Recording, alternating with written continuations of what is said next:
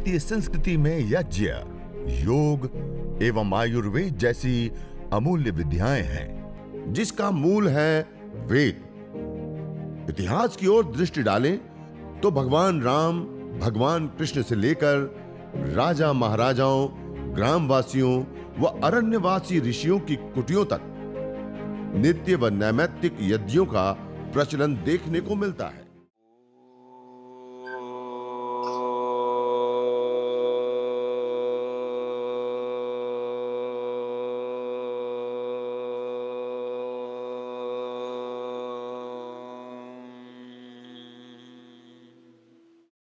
विश्वानि देव सवितर्दुरितानि परासुवा यद्भद्रं तन्न आसुवा। सर्वरक्षक परमपिता परमात्मा को, प्रभु को याद करते हुए, उनको नमन वंदन करते हुए आज आप सभी लोगों के बीच में आने का विशेष अवसर प्राप्त हुआ और यहाँ पर हमारे स्कूल के प्रधानाचार्य से लेकर के सभी गुरुजन, शिक्षकगण और आप सभी बच्चों को मैं कोटि कोटि प्रणाम करता हूँ, नमन करता हूँ, वंदन करता हूँ। और आज हम सब मिल करके हमारी प्राचीन परंपरा में जो यज्ञ, हवन, अग्निहोत्र किया जाता है, आप लोगों ने किया है यज्ञ? सब लोगों ने? हाँ, ये हवन यज्ञ एक विशेष विद्या है। इस विद्या से हम अपने जीवन में कई सारे भिन्न भिन्न लाभों को उठा सकते हैं। यज्ञ हम क्यों करते हैं, उससे क्या लाभ मिलता है, आपको पता है? क्या लाभ मिलता है? हाँ, पर्यावरण का शुद्धिकरण होता है, वायु आदि का, और शांति की प्राप्ति होती है। और क्या लाभ मिलता है? हाँ, बीमारियां दूर होती है। बीमारियां नहीं होती हैं या हो गई है तो उसको ठीक कर सकते हैं, दूर कर सकते हैं। और क्या लाभ मिलता है? यज्ञ, हवन, अग्निहोत्र के भिन्न भिन्न अलग अलग बहुत सारे लाभ होते हैं।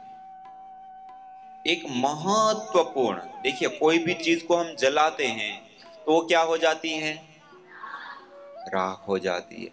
1 किलो सामग्री है, 1 किलो गाय का घी है, उसको जलाएंगे तो कितनी राख हो जाती है? थोड़ी सी हो जाएगी ना। 1 किलो गाय के घी की आहुति देंगे तो कितनी राख बनेगी? बनेगी कि नहीं? वो तो जब हम लकड़ी लगाएं या अन्य चीज, ठोस रूप द्रव्य की हमने आहुति दी तब राख बनती है। गाय का घी को दीपक जलाते हैं, गाय का घी जलने के बाद राख बचती है? खाली रुई बाती ही बचती है ना, उसकी तो राख भी नहीं बचती। तो वो 1 किलो घी कहां गया जो जलाया? वो हाँ, रूपांतरित हो जाता है। क्या होता है? जैसे कोई भी चीज जलती है तो हम सामान्य रूप से क्या कहते हैं? नष्ट हो गई, अर्थात पूरी हो गई, अब नहीं बची, अब वो कोई काम की नहीं रही। लेकिन ऐसा नहीं होता। नाश शब्द का अर्थ होता है नस अदर्शने, नासह कारण लय, अपने कारण में लय हो जाना। किस में लय हो जाना? कारण में लय हो जाना। कोई भी चीज जलती है तो उसका सर्वथा अभाव नहीं होता है, वो रूपांतरित होती है। जैसे हमारे पास पानी है एक पात्र के अंदर, ये पानी को हम देख सकते हैं, छू सकते हैं, वेट कर सकते हैं, व्यवहार कर सकते हैं, सब कुछ कर सकते हैं। लेकिन एक बार 100 डिग्री पर गर्म कर देंगे तो पानी क्या हो जाएगा? 100 डिग्री पर गर्म करने पर क्या होगा? हाँ, वाष्प बन जाएगा। अभी द्रव रूप में है, तब क्या हो जाएगा? गैस फॉर्म में बदल जाएगा। लेकिन हम ये तो नहीं कहते ना पानी नष्ट हो गया, उसका सर्वथा अभाव तो नहीं होता है, रूपांतरित होता है। ऐसे ही धरती पर कोई भी द्रव्य का सर्वथा अभाव और रूपांतरित होता है। क्या होता है? जैसे हम गाय का घी की आहुति देते हैं ना यज्ञ में, हवन में, तो गाय के घी को जब हम जलाते हैं तो 1864 गुना जब वो गैस फॉर्म में कन्वर्ट होता है तो बढ़ जाता है। कितना गुना? हाँ, उतना गुना बढ़ जाता है। मानी 1 ग्राम मात्र गाय के घी की आहुति देते हैं तो 1 लीटर 864 ml गैस प्राप्त होती है। और गाय के घी के अंदर सैचुरेटिव फैटी एसिड होता है, उसके जलने पर कीटोन्स बनते हैं और कीटोन्स के टूटने पर कार्बन की अपेक्षा 6 गुना ज्यादा हमें ऑक्सीजन भी मिलती है गाय के घी से हवन करने से। और उसके साथ साथ अलग अलग प्रकार के जो मेडिकल कंपोनेंट्स होते हैं वो कंपोनेंट्स भी इसमें विशेष रूप से प्राप्त होते हैं। इसलिए जो यज्ञ होता है ना, उसके अंदर अलग अलग चीजों को जला करके हम रूपांतरित करते हैं। क्या करते हैं? और उसको रूपांतरित करके अलग अलग लाभों को हम सिद्ध करते हैं। एक महत्वपूर्ण और विशेष लाभ हमें प्राप्त होता है। देखिए, हम जीवन जीते हैं, उसके लिए शक्ति चाहिए ना, सुबह से शाम तक चलने के लिए शक्ति चाहिए। वो शक्ति प्राप्त करने के लिए हम क्या करते हैं? हाँ, भोजन लेते, आहार लेते। क्या लेते हैं? आहार लेते हैं। अब ये जो आहार लेते हैं जिससे एनर्जी प्राप्त करते हैं, वो कितने रूपों में आहार लेते हैं हम? 3 रूपों में। कितने रूपों में? धरती पर कितने रूपों में द्रव्य पाए जाते हैं? कौन कौन से? ठोस, द्रव और गैस। 3 रूपों में पाए जाते हैं ना। 3 रूपों में धरती पर द्रव्य पाए जाते हैं। इन तीनों ही रूपों में हम आहार लेते हैं, ठोस, द्रव और गैस। ठोस रूप में क्या लेते हैं? रोटी, दाल, चावल, सब्जी, लड्डू आदि लेते हैं ना। द्रव रूप में क्या लेते हैं? पानी, दूध, जूस आदि लेते हैं। और गैस फॉर्म में वायु लेते हैं। क्या लेते हैं? प्राण वायु। क्या लेते हैं? प्राण वायु। ये 3 रूपों में हम आहार लेते हैं, नहीं लेते हैं? अब ये जो 3 रूपों में हम आहार लेते हैं उसमें 24 घंटे में, देखिए 24 घंटे में सबसे ज्यादा आहार कौन सा लेते हैं? भोजन कितनी बार लेते हैं? ठोस रूप आहार 2 बार 3 बार 24 घंटे के अंदर। लेकिन द्रव रूप आहार, पानी, दूध, जूस आदि द्रव रूप आहार कितनी बार लेते हैं? 10 बार 15 बार। गर्मी है तो थोड़ा ज्यादा लेते हैं, ठंडी है तो थोड़ा कम लेते हैं। लेकिन गैस रूप आहार वायु कितनी बार लेते हैं? कितनी बार लेते हैं, ऐसे पूछा। हाँ, एनी टाइम। हमने कभी आज तक गिना ही नहीं 24 घंटे में कितनी बार लिया। खाते पीते, चलते उठते बैठते, यहां तक कि रात्रि को हम सो जाते हैं तब भी हर 1 सेकेंड कोई हम आहार ले रहे होते हैं। तो कौन सा आहार ले रहे होते हैं? वायु। क्या ले रहे होते हैं? वायु। अब ये जो सबसे ज्यादा हमारा आहार होता है 24 घंटे में, तो क्या होता है? वायु। अब सबसे इंपॉर्टेंट महत्वपूर्ण आहार 3 में से कौन सा होता है? हम ठोस रूप आहार रोटी, दाल, चावल, सब्जी आदि लेना छोड़ दे तब भी हम 2 से 3 महीने जीवित रह सकते हैं, नहीं रह सकते हैं? रह सकते हैं। हम द्रव रूप आहार पानी, दूध, जूस आदि लेना छोड़ दे तब भी हम 2 से 3 सप्ताह जीवित रह सकते हैं, नहीं रह सकते? रह सकते हैं। लेकिन गैस रूप आहार वायु लेना छोड़ दे तो कितनी देर जीवित रह पाएंगे? हाँ, थोड़ी देर भी जीवन नहीं चल सका। मानी सबसे ज्यादा के साथ साथ सबसे इंपॉर्टेंट, जिसके बिना 2 मिनट भी जीवन संभव नहीं है, ऐसा हमारा कोई आहार है तो क्या है? वायु रूप आहार। कौन सा आहार? वायु। हाँ। अब सुबह से शाम तक हम मेहनत करते हैं, उसमें इस वायु रूप आहार जिसके बिना 2 मिनट भी हमारा जीवन नहीं चल सकता है, उस वायु के लिए हम क्या करते हैं? उस वायु के लिए क्या करते हैं? आपने आज कितने पेड़ पौधे लगाए? इस महीने में कितने लगाए? इस साल में कितने लगाए? हम कुछ नहीं कर रहे हैं उसके लिए विशेष। उस प्राण वायु का शोधन, पोषण, संवर्धन, उस वायु को मेडिकेटेड बनाना, उस वायु को सुगंधित बनाना, उसके अंदर जीवनीय शक्ति का संचार करने का कोई विशिष्ट विद्या और कर्म है तो यज्ञ है। क्या है? हाँ, यज्ञ करते हैं तो गाय का घी और अलग अलग जड़ी बूटियां डालते हैं ना, तो वो जल करके क्या हो जाती है? रूपांतरित होती है। रूपांतरित होती है तो 3 रूपों में रूपांतरित होती है। कितने रूपों में? एक छोटे छोटे महीन पार्टिकल के रूप में, दूसरा गैस फॉर्म में, और तीसरा एनर्जी, ऊर्जा के रूप में। जो भी अग्नि के अंदर द्रव्य डालते हैं ना, वो ये 3 रूपों में रूपांतरित हो जाता है। जब ये 3 रूपों में रूपांतरित होकर के वायु के अंदर आ जाता है तो उसके अलग अलग लाभ प्राप्त होता है। उसमें एक महत्वपूर्ण और विशेष लाभ हमें मिलता है, जो हमारा 24 घंटे सबसे ज्यादा और सबसे इंपॉर्टेंट हमारा आहार होता है वायु, और उस वायु को शुद्ध करने का, जीवनीय शक्ति से युक्त करने का काम ये यज्ञ करता है। एक दूसरा लाभ इसका महत्वपूर्ण, देखिए, हम जिस अथाह वायु के समुद्र में श्वास लेते हैं ना, उसमें 2 प्रकार के पार्टिकल पाए जाते हैं। एक धन आवेशित कण होते हैं और एक ऋण आवेशित कण होते हैं। इसको मॉडर्न मेडिकल साइंस में हम क्या बोलते हैं? एनायन और केटायन। क्या बोलते हैं? केटायन, मेडिकल की भाषा में। अब ये जो एनायन और केटायन होता है, जहां पर शहरीकरण है, औद्योगिकीकरण है, भीड़ भाड़ वाले इलाके, ऐसे स्थानों पर सहज रूप से, स्वाभाविक रूप से धन आवेशित कणों की बाहुल्यता हो जाती है। क्या हो जाता है? धन आवेशित कणों की बाहुल्यता, मानी बढ़ जाते हैं। उस वायु के अंदर जब हम रहते हैं तो हमारे शरीर के अंदर ब्लड सीरोटोनिन की मात्रा कम हो जाती है, जिसके कारण से हमारी बॉडी एसिटिक, अम्लीय बनती है। कैसी बनती है? अम्लीय, एसिटिक। और एसिटिक शरीर के अंदर अलग अलग प्रकार के रोग उपद्रव होने लगते हैं, बीमारियां होती हैं। और दूसरा होता है ऋण आवेशित कण। कैसे कण? जहां पर बहुत घने जंगल हो, नदी हो, झरने हो, तालाब हो, समुद्र के तट है, हिमालय जैसे पहाड़ी क्षेत्र होते हैं, ऐसे स्थानों पर ऋण आवेशित कणों की बाहुल्यता स्वाभाविक रूप से होती है। और उस वायुमंडल के अंदर हम जब जाते हैं, उसमें जब हम रहते हैं, तो उसके 2 लाभ हमें विशेष रूप से प्राप्त होते हैं।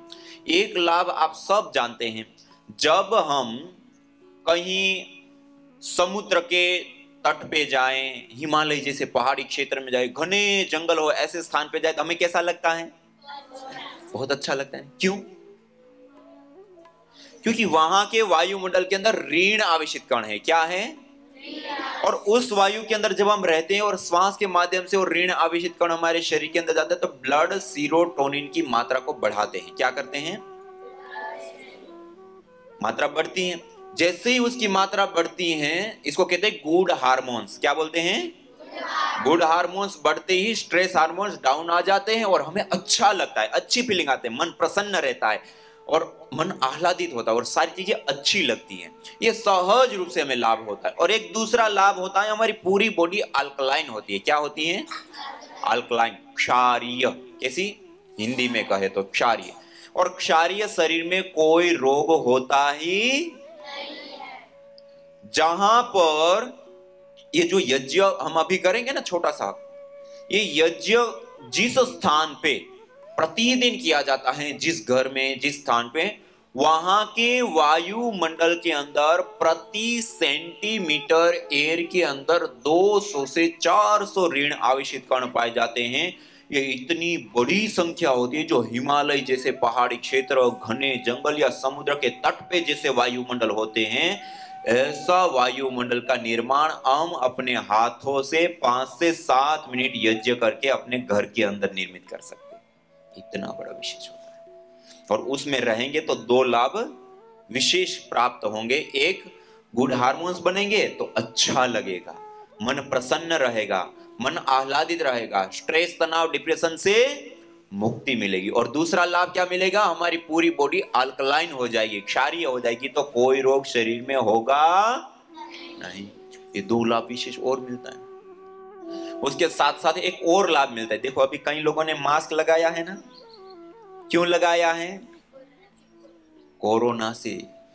केवल कोरोना ही नहीं, उसके साथ साथ ऐसे छोटे छोटे बहुत सारे वायरस होते हैं, अलग अलग प्रकार के बहुत सारे बैक्टीरियाज होते हैं, छोटे छोटे बहुत सारे अलग अलग फंगस होते हैं।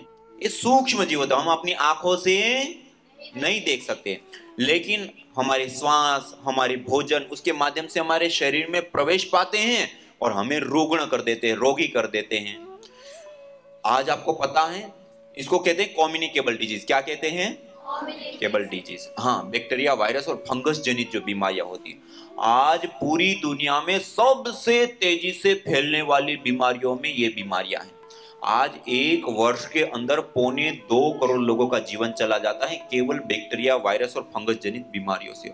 हजारों करोड़ रुपए की दवाइयां खाने के बावजूद इतनी बड़ी चीज है। और मोबाइल हम प्रयोग करते हैं ना, आप लोग करते हैं?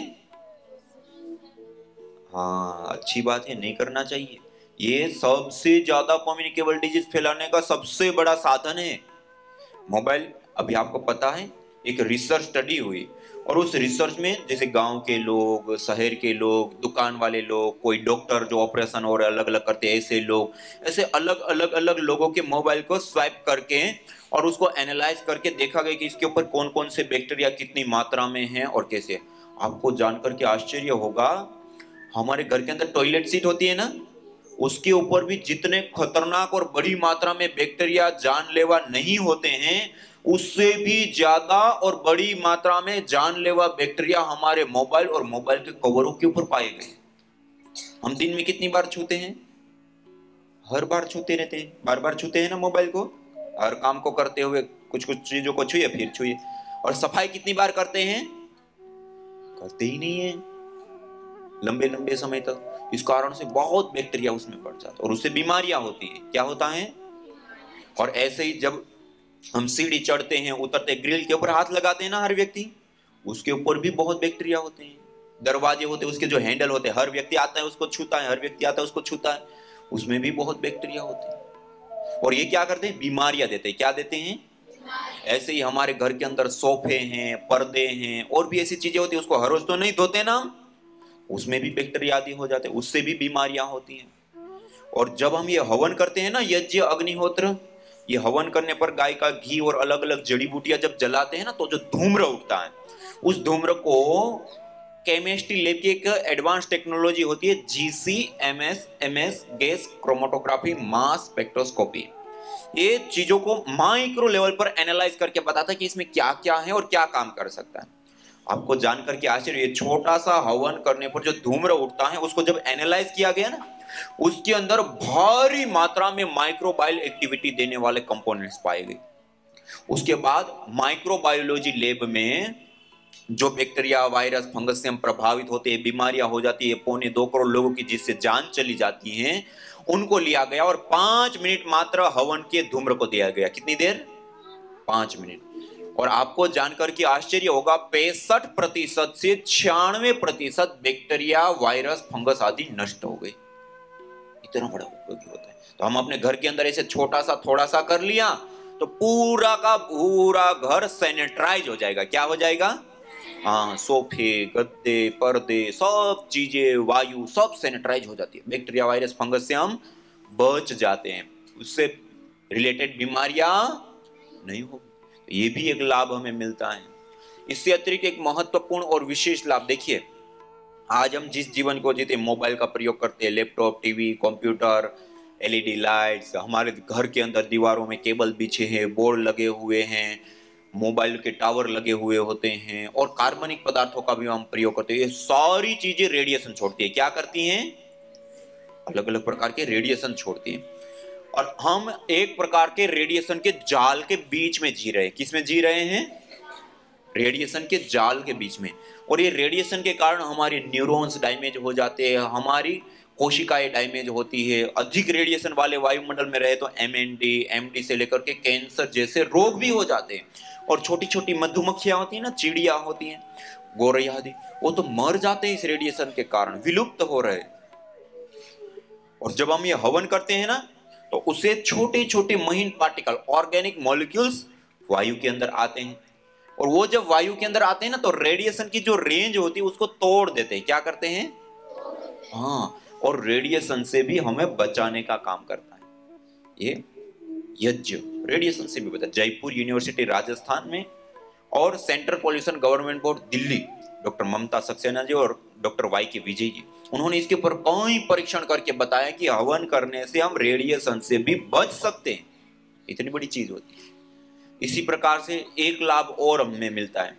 आज हम पेट्रोल, डीजल, कोयला आदि भारी मात्रा में प्रयोग करते हैं ना, गाड़ियों में, फैक्ट्रियों में, अलग अलग जगहों पे, तो उससे SOx, NOx, CFC आदि जो हानिकारक गैसें कहते हैं, पोल्यूटेंट गैसें कहते हैं, जिनको हार्मफुल गैसें कहते हैं, उसका उत्सर्जन बहुत हो रहा है, जिसके कारण वायु प्रदूषित हो गई। क्या हो गई?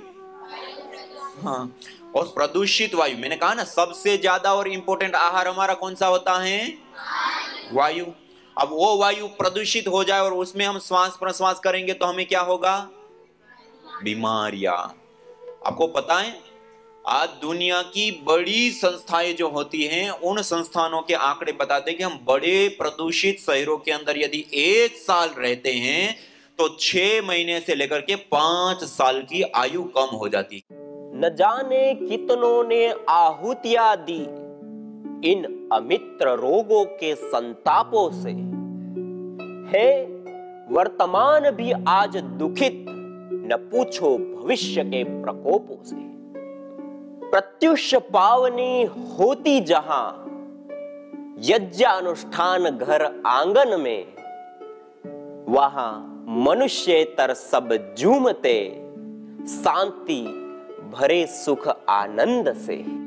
इदम हविर्यातु धाना नदी भेना इमाम वहत, अर्थात जैसे नदी का जल जाग को बहा ले जाता है, वैसे ही यज्ञ में आहूत की हुई हवि सभी प्रकार के रोग, दोष, ताप, संतापों को वैसे ही बहा ले जाती है जैसे नदी जागो।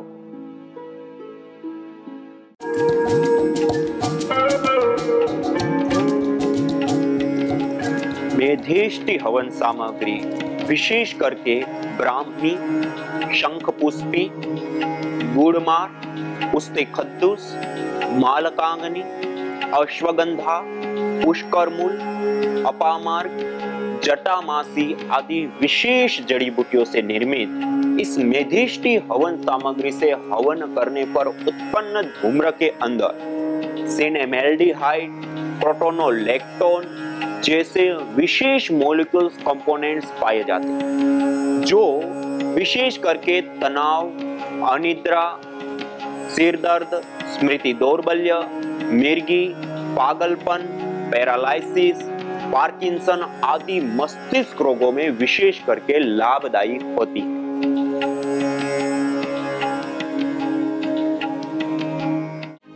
यज्ञ भारतीय संस्कृति का मूल है। तो आइए हम संकल्प लें, संसार के श्रेष्ठतम कर्म यज्ञ को अपनाएं। पिंड और ब्रह्मांड में संतुलन कायम करने वाले यज्ञ को अपने जीवन का अभिन्न अंग बनाएं एवं प्रकृति मां के प्रति अपने ऋणों को अदा करें। विश्व स्वास्थ्य का एक नारा, यज्ञ से होगा जग उजियारा। भारतीय संस्कृति की अमूल्य विरासत यज्ञ की महिमा को जानने हेतु वैदिक चैनल पर प्रतिदिन प्रातः एवं सायं 11:30 बजे यज्ञ महिमा कार्यक्रम से जुड़े। विशेष जानकारी हेतु संपर्क करें। मोबाइल 9068565306।